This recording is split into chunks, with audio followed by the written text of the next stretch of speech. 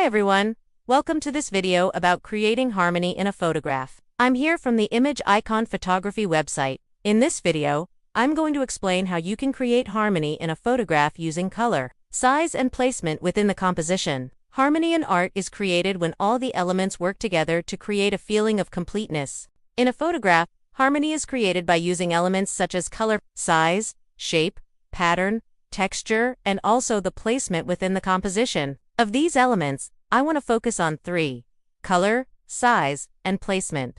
The first element that creates harmony in your photograph is color. Using a single color throughout your photograph helps to create a feeling of unity and therefore harmony. An example of this is this photograph of a street scene taken in San Francisco. The main subject is the cable car. However, I wanted to include some of the buildings in the background and some people in the foreground, both of which are in red.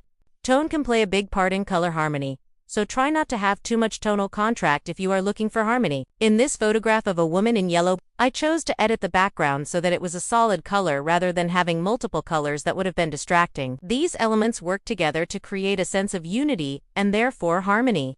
The second element that creates harmony in your photographs is size.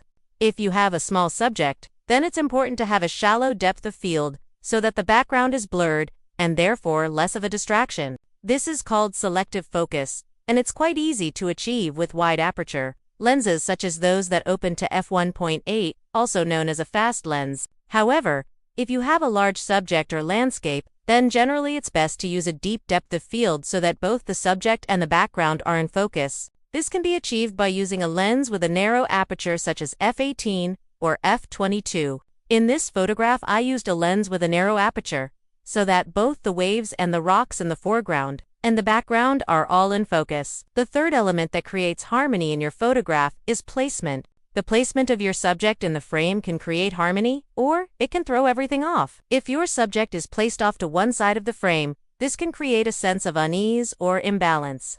This is because our eyes are naturally drawn to the center of the frame, and when there's nothing in the center, we feel a sense of unease. However, if you place your subject in the center of the frame, this creates a sense of balance and therefore harmony. This is why it's often said that you should place your subject in the center of the frame, especially if it's your first photograph of the day. But don't forget the rule of thirds. Check out our module on that subject. I hope this video has inspired you to go out and shoot some pictures, considering the use of harmony in them, and I look forward to seeing your images. Thanks for watching.